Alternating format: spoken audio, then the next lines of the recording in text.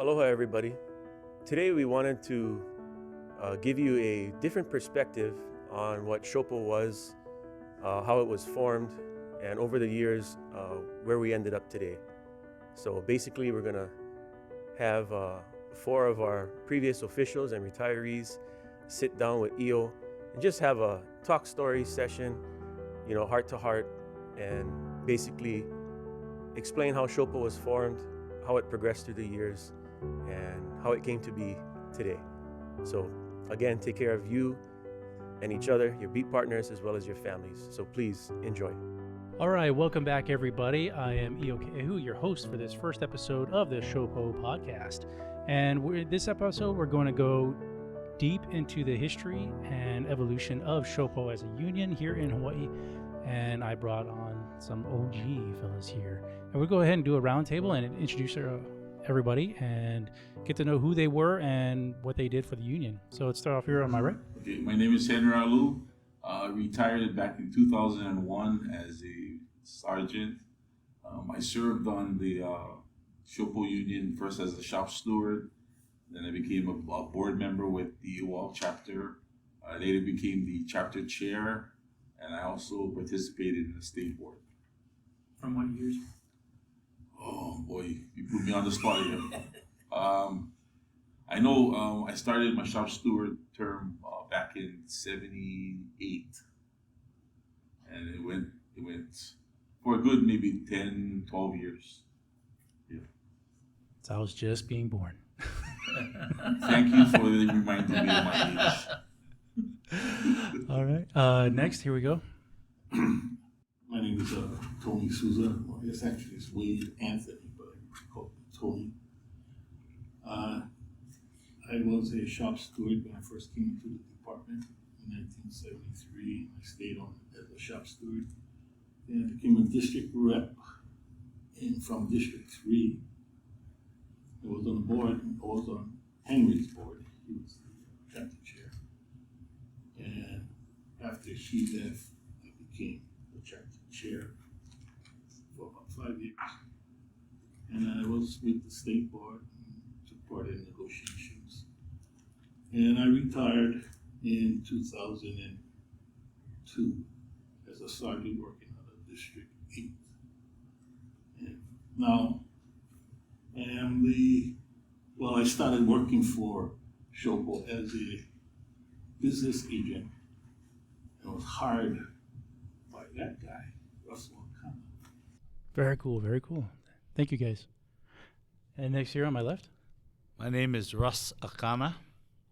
I entered HPD in 1971, the same year that SHOPO was born. I retired in 1999 and immediately went to work for SHOPO, first as a business agent, then from 2003 up to last year, I was the executive director at SHOPO. Very nice. Thank you. Mm-hmm.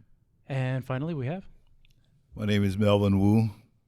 I graduated from McKinley High School, Tiger. 1963.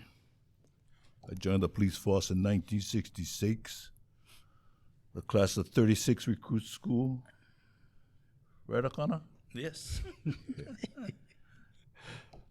I joined the police department, and I joined the union in 1972.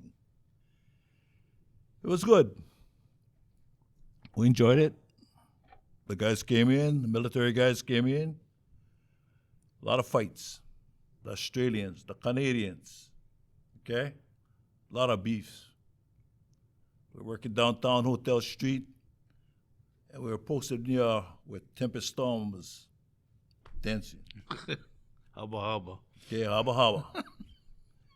Let me tell you about beefing. You guys don't know what that is. Okay? Them Australians and the Canadians, the Australians, they drank warm beer. They love to fight. Me, Kalava, Paikukui, beefing outside over there. I mean, you get tired, beefing. So let's go back into the history and the beginning of SHOPO. You said you were there at the very beginning. What was it like before having a union, and what was it like after having a union, even in those first early years? Well, the best I can recall is prior to SHOPO becoming an official union, the officers, we used to get our benefits from HGA. We used to get car insurance and things like that. I'm not sure about the grievance process, but yes, we were with HGA prior to SHOPO. Once SHOPO came aboard, things started to roll. Like, who started the whole ball rolling for creating SHOPO? I believe Harbottle was the first president. What was that? Or was it Mike Joy? So Yes, yes. Well, what The was beginning, the what- beginning of the union. what was the purpose of breaking out from HGA and going with SHOPO? What was the purpose of that? The beginning of the union started from Mori Fujiyama. Okay? HGA, and we had another union backing up, but they didn't do nothing for us. So was the purpose of going to create a new union because the HGA wasn't taking care of No. police officers? No. Our pay wasn't there, or we had to practically sick leave. Officers are getting suspended, sometimes without pay. So we needed a stronger union. The lack of representation from HGA was the obvious reason why the need to create a union just for police officers. And that's when, we gotta, at this moment, pay homage to Wally Fujiyama, outside attorney that had a very soft heart for the police. And he stepped in and he helped out with his connections, social connections with some of our old timers. He was able to lend his expertise, his legal expertise, in drafting the papers of incorporation for creating the union, and that was the start of SHOPO. So Wale Fujiyama, old time attorney, great guy, the godfather. So when SHOPO first started back then, was it all the counties at the same time, or was it piecemeal coming together? No, I'll tell you about that. You're talking about the charter. You have to talk about the charter because this is how Steve Burke, the president, former president, felt.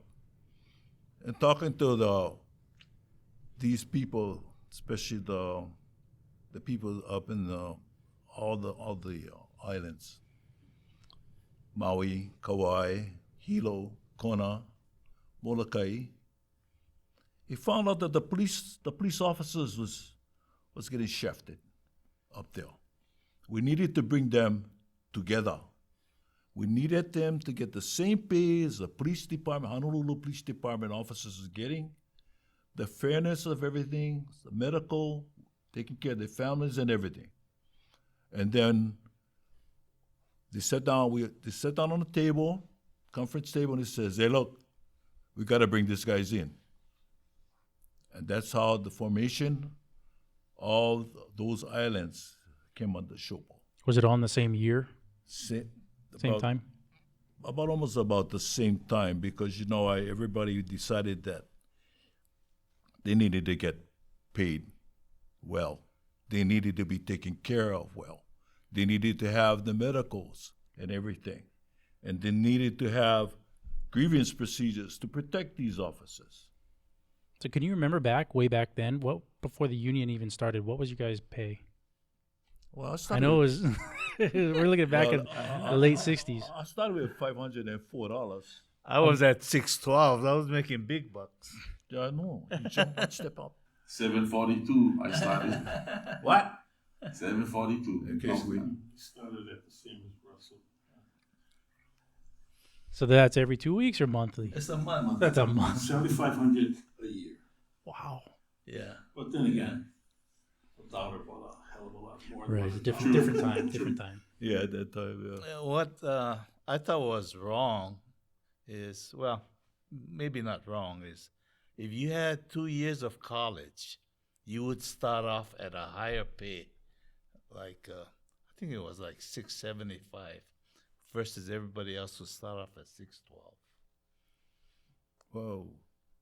And 4-year degrees, you had even more pay, or is it just for No, 2 no, years? just the 2 years. Yeah. Special duty. Yeah, I was gonna dive into that too. currently we're looking at, I think the study that just came out for 2021 was that here in Honolulu, a low-income earner is 67,000 for a single person. So single family, not a single family, but a single person living on their own. If they're earning 67, I think 65,000 or less, they're considered low income. And that's about the starting pay for police officers here today. So when you guys were going through and you were making those, few $100s a month, did you consider that low income for yourselves? I don't know. I thought I was middle income at that point. Yeah, for me, coming in at, I got hired when I was 19. In fact, it was that year that year that they stopped the cadet program. So I was like one of the last groups that came in at age 19.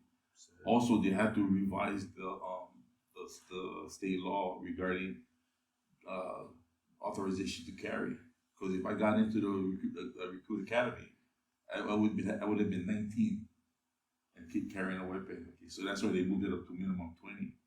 Anyway, going back, and I think Tony, all of us basically we thought we was making big money,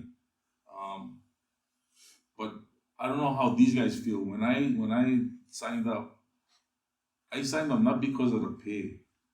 I knew that the benefits was so good, and it was promised to us at the tail end of our career, and I said that's what I really want to sign up for. I want to be taken care of at the end of my career. So if you know right now what's going on with the way the state has rewritten the health fund program, we got excellent benefits as retirees. You guys going forward, I feel sorry for you guys because you guys have to pay out of your own pocket. So technically, we retired with not a very good financial figure, but you add all of the benefits in, we far surpass what you guys are doing now. You guys, that's it. And all this kind of stuff happened because, it was fair for the officers. Because let me give you a synopsis. Other than union, HG, and everything like that, I remember this lieutenant that worked for almost about 30-something years. And he says, I retired. I can get good pay. From where? My retirement system. So what is your cut on that? For your 30-something years? $1,600 a month. What? On the HGEA? And you're in the class of officers, lieutenant? Yeah. Now you know why we needed SHOPO. Now you know why we need support from SHOPO. The benefits, the sick leave, and to protect our family and protect ourselves. That's why they voted SHOPO. Was there any hurdles in creating SHOPO or any big things that you had to overcome just to create the union? There's a lot of people that tried to come in, like Nupo. Very What is good friend of Nupo? mine. Yeah. Nupo. It's Teamsters. He had to talk to me and John. He needed our permission. We told him no. He says, no. Our union, we're forming our union. We don't want you to interfere, to come in and take and talk to any officers right now. You're barred. Period. And that was it.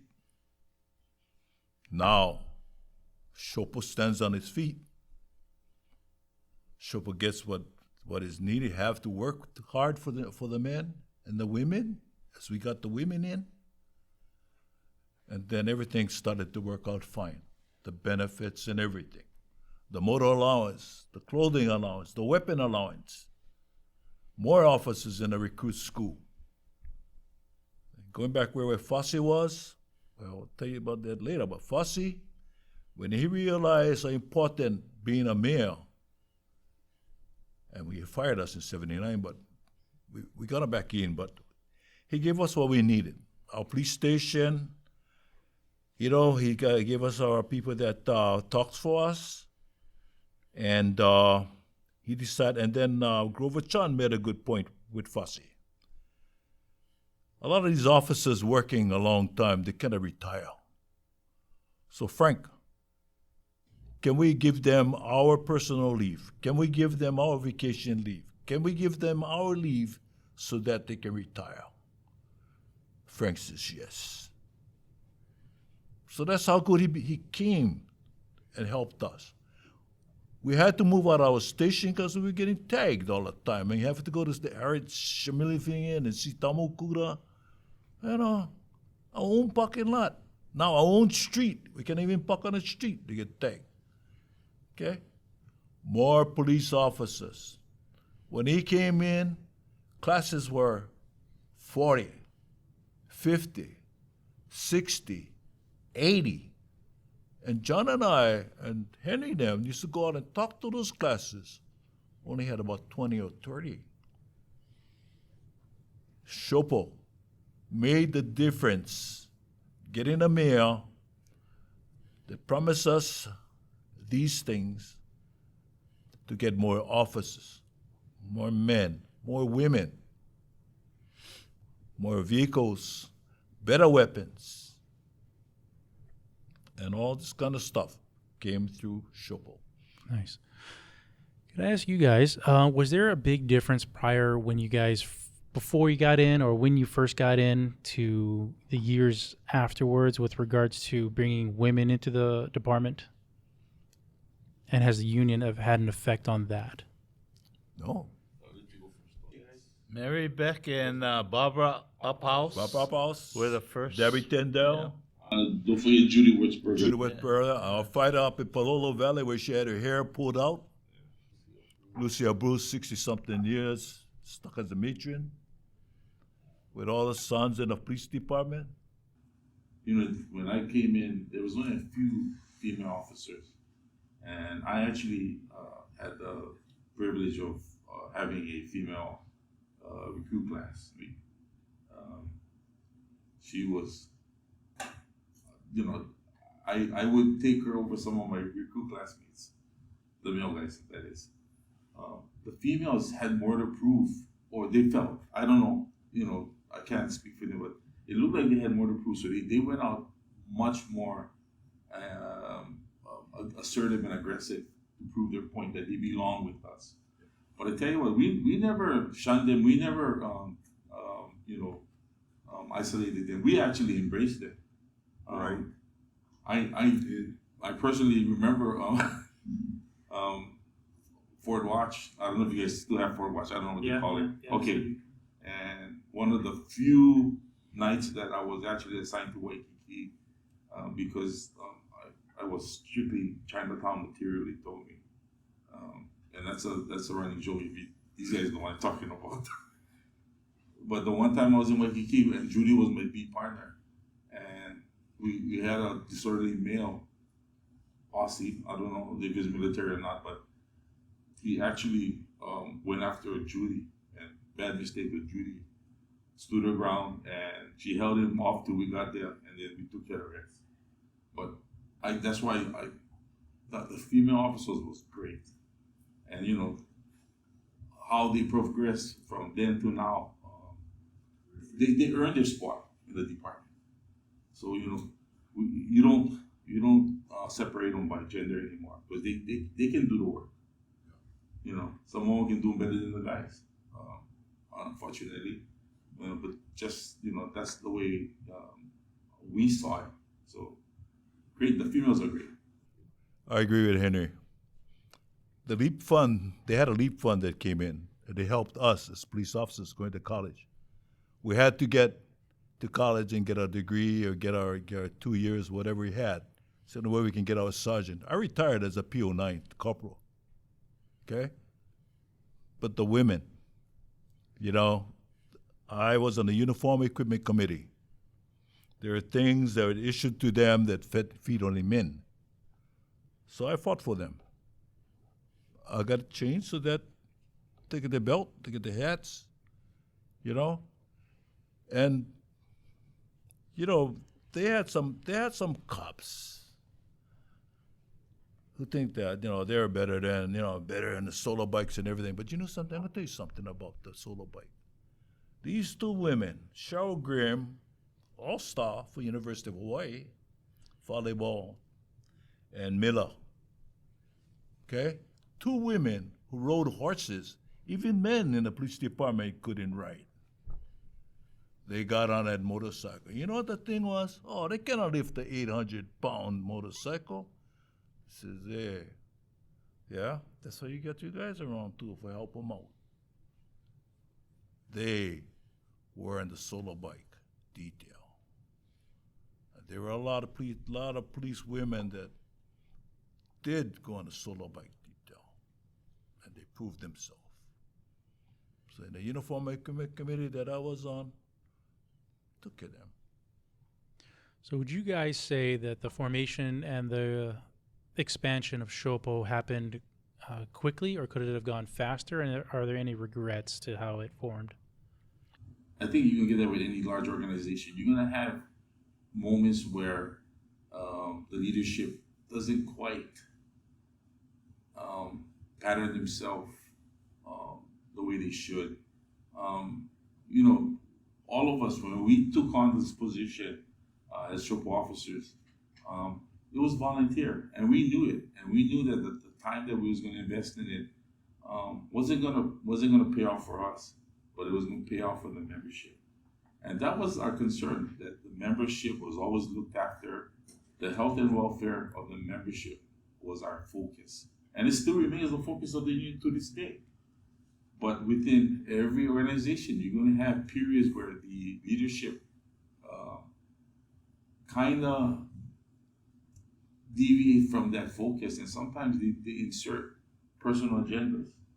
And that's what I think Mel, we won't get into that on the air, but I think that's what Mel is referring to, because we've experienced it, we've seen it once we've left the department, and it's sad.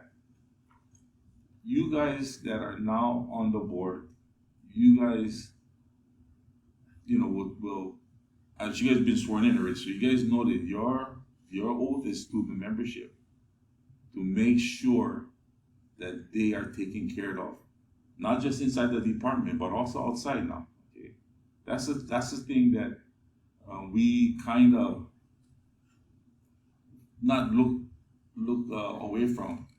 But we need to know that the officers are always taken care of. Some of them might have problems outside of the department, and could be drug addiction, and alcohol is a drug. Okay, could be gambling. Whatever problems they have on the outside affects them on the inside. So you guys need to take care of them whole, not just when they're on duty. Okay, and that's what the union is for. Okay, the union can negotiate with the counties, with the state, and get help for these guys, which they have been doing. That employment assistance program, right, for officers. I'm glad. Didn't have that before.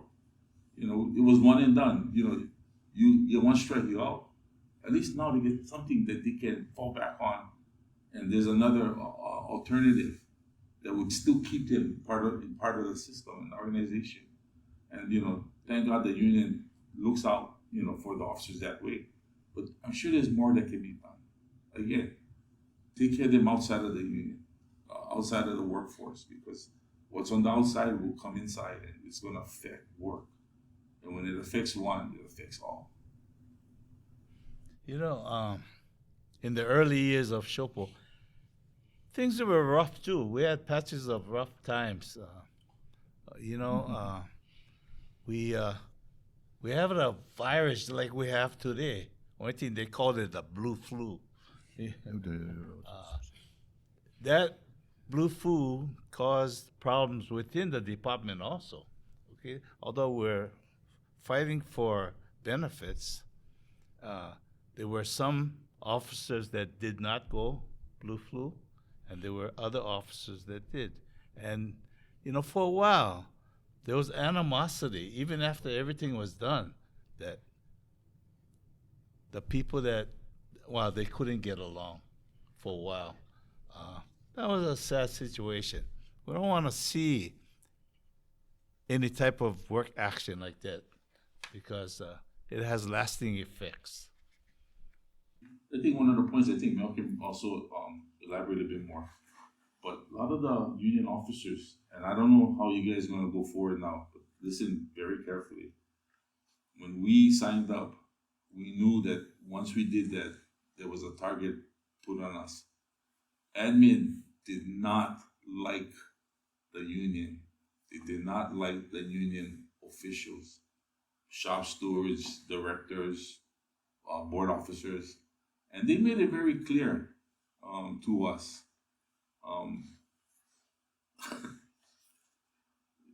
You know, I don't know if you guys ever experienced being bypassed or overpassed in your promotional process. But when you get passed over 3 times for the rank of sergeant, for no other reason than your affiliation with SHOPO, you know there's a hard on for you by these guys.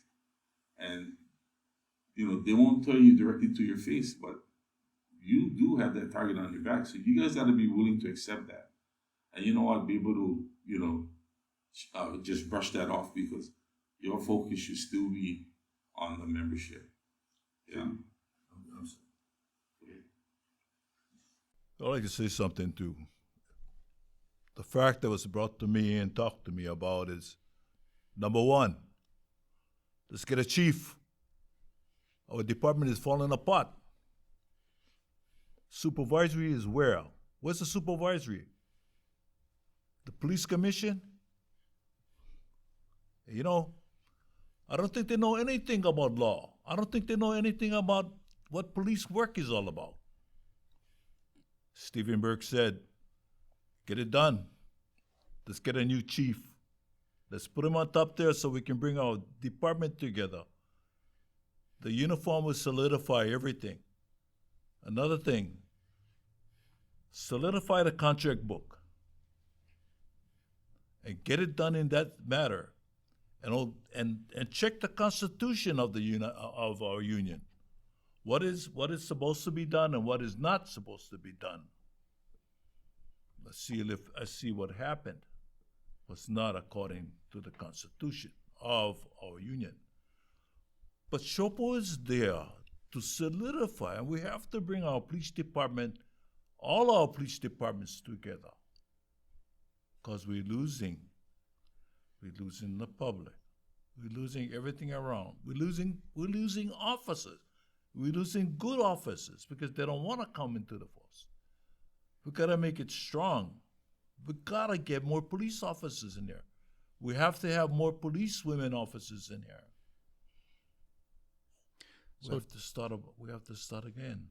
So going back on what you were talking about with the administration not liking SHOPO officials or not giving them preference or anything of that matter, through the years, or do you think that was because they weren't in the union when they were going through in their younger years, and has that changed as the decades have gone by, in your opinion? To where now, if all the top administrators in our department were at one point in time members of the union. Everybody. Well, the reason I brought that question up was because when we're looking for a chief, they're also looking for outside state applicants, right? Which if they do hire an outside state person, they're not coming in from they would have never been a SHOPO member coming in to now lead whatever police department they're being hired. Like Maui, yeah. They got the guys from Las Vegas, right? I don't think they were in SHOPO or anything like that, but I agree with Wayne, with Tony, that in being a chief and everything like that, you need that background. At least some kind of background in regards to union. I have something to say for the new board. And I say it because all of you on the board, get up, go to the squad room, talk to the officers of all the district, be honest, be fair, with integrity,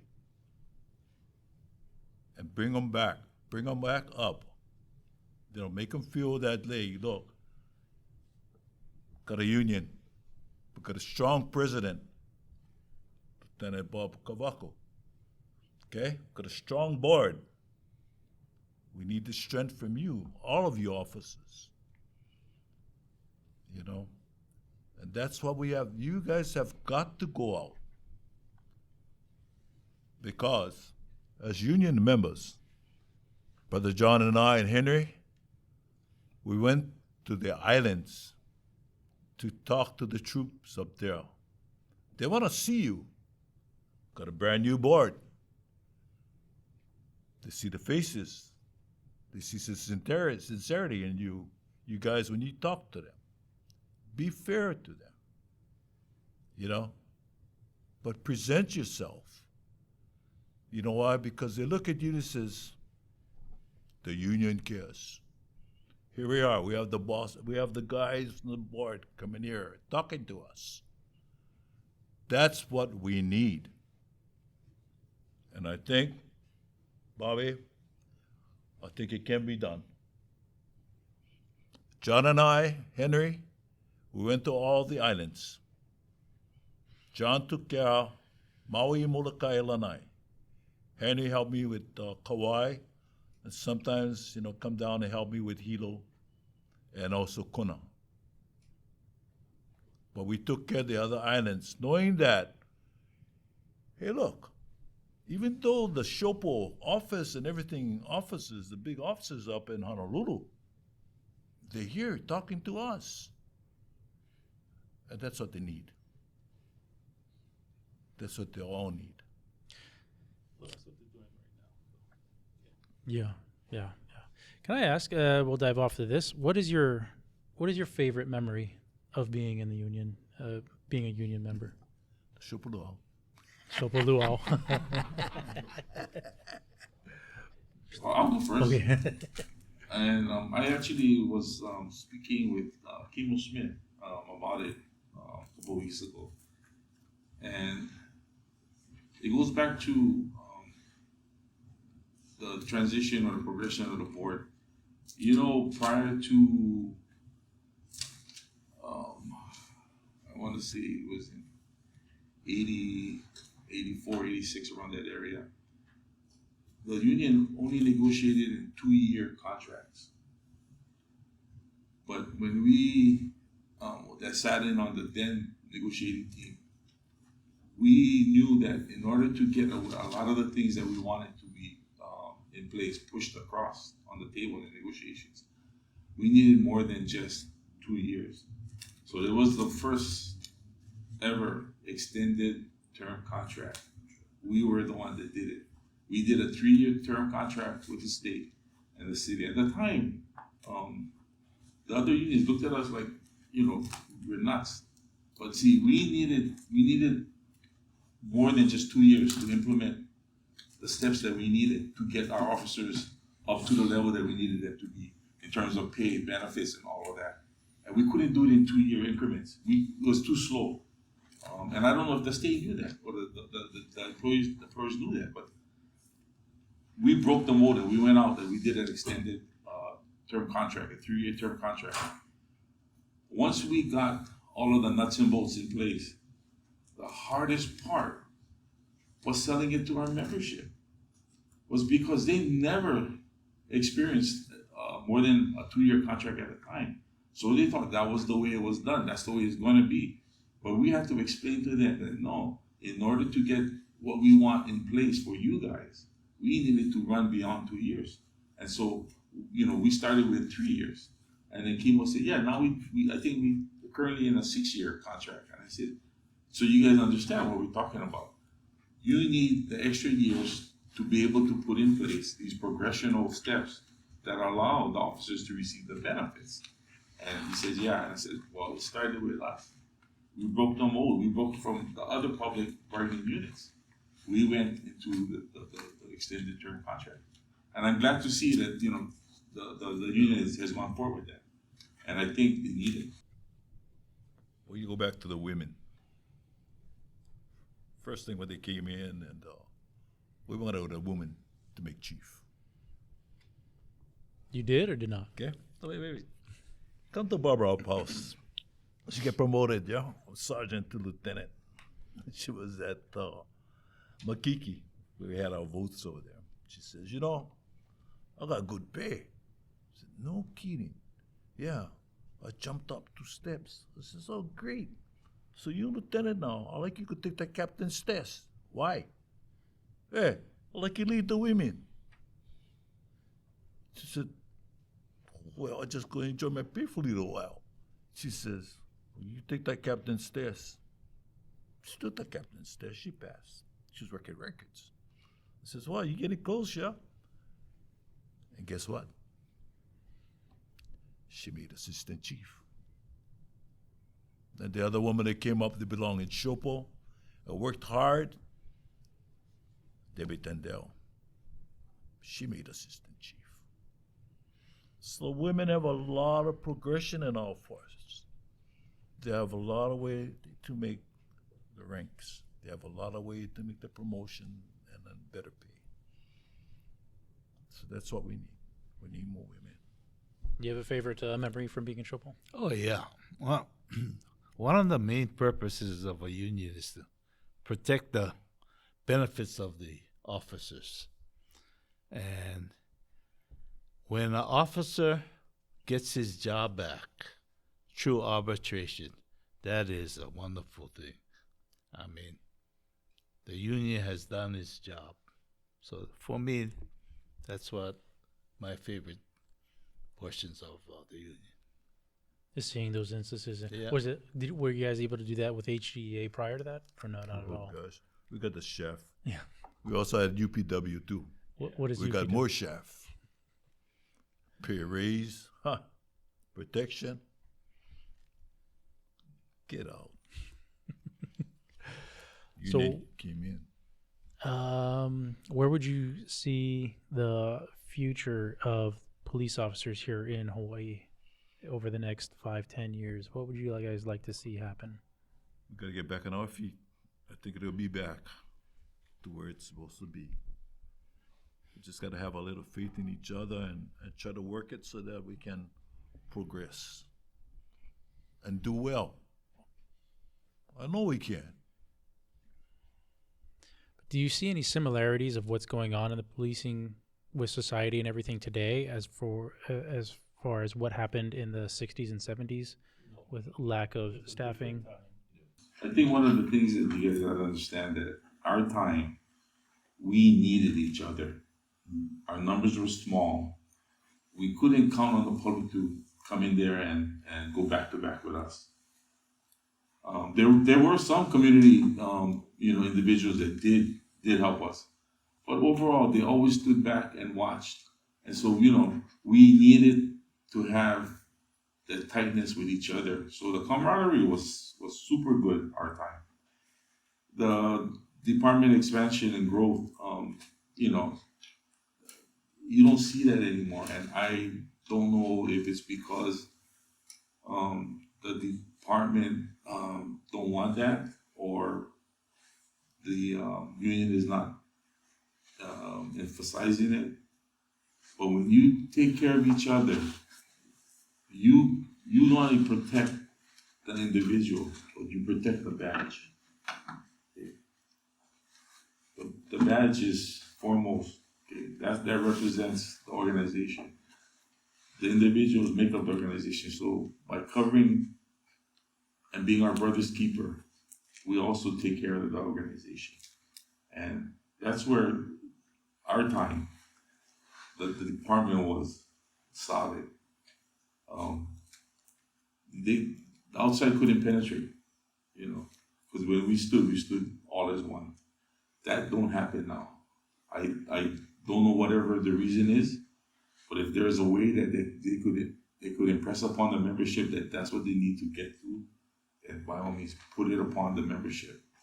That you guys are only as strong as you guys make it. Do you guys have any more thoughts on that as far as comparing today's officers and union to yester? No, I think we brought it all out. as best as we can and to the point. And I think in many ways, as long as we get to the troops, as long as we get the message to them, solidify the union.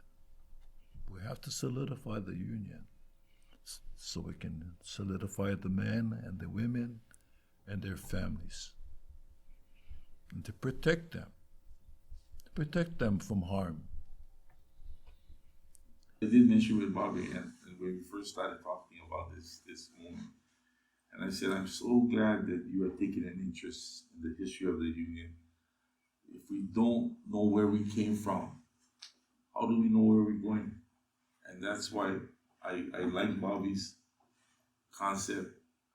What he's trying to do is learn as much as he can so that he can use that information to move the union forward in the right direction.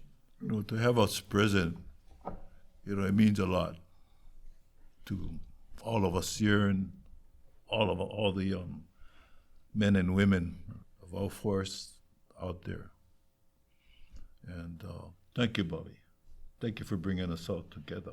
You're welcome. Thank you to for opening up these things so that they know what you guys are gonna go through and what we went through. But now that you guys have to carry the ball and everything like that, you know, you have to know that we're all behind you. All of us.